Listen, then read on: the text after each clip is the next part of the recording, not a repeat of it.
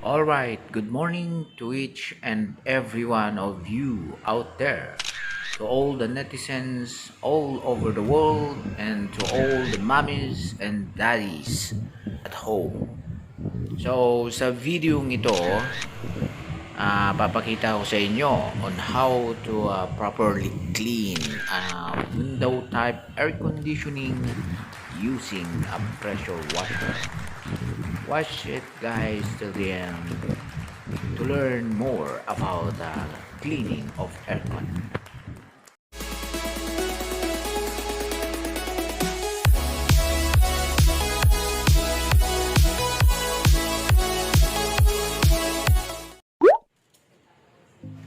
Alright guys, so ito yung aircon na ating i-cleaning. So napapansin ninyo, unti-unti na nating binabaklas ang accessories ng aircon. So from the fan motor and all covers, the styro and the power supply. So yan. So kailangan tanggalin lahat yan para hindi mabasa at para maging safe ang ating pag-cleaning. So ito yung ating pressure washer na gagamitin ulit, a portable pressure washer.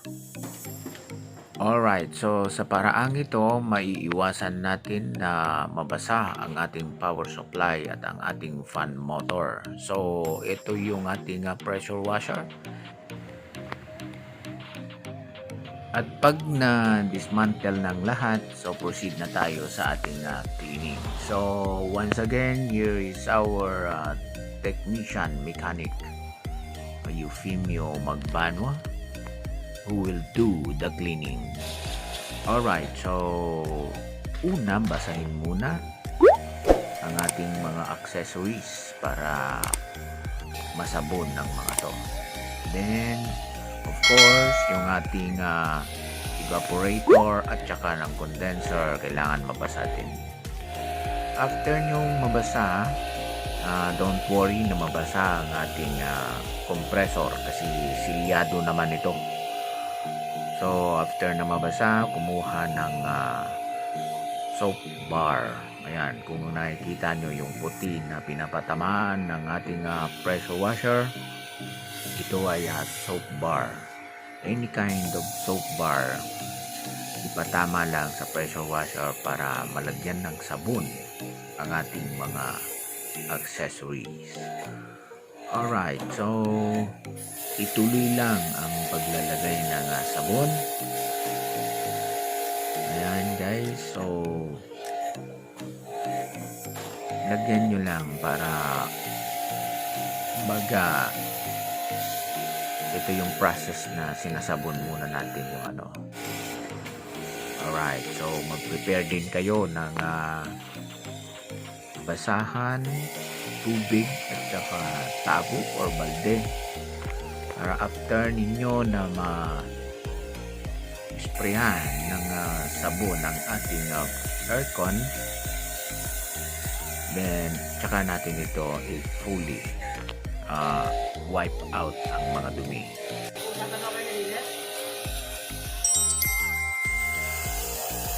Then next guys, so ito na yung ating evaporator. So sa section na to, kailangan pag inisprayhan ang ating evaporator, make sure na matatanggal lahat ang dumi. Then yung spray natin, remember na bukain, i-adjust na nakabuka ang labas ng tubig para hindi masira ang fence ng ating air conditioning.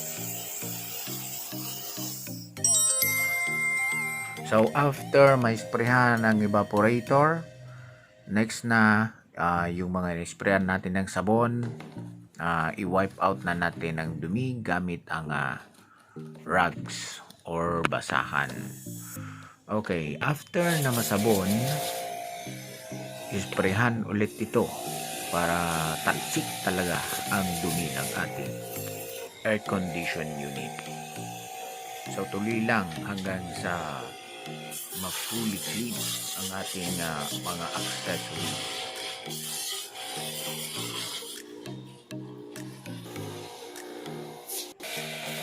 Yan, so tiyagaan lang ito. Tiyagaan na sprayhan. Then next guys, make sure na kapag in-sprayhan ninyo ang fan motor ng ating air condition, balutin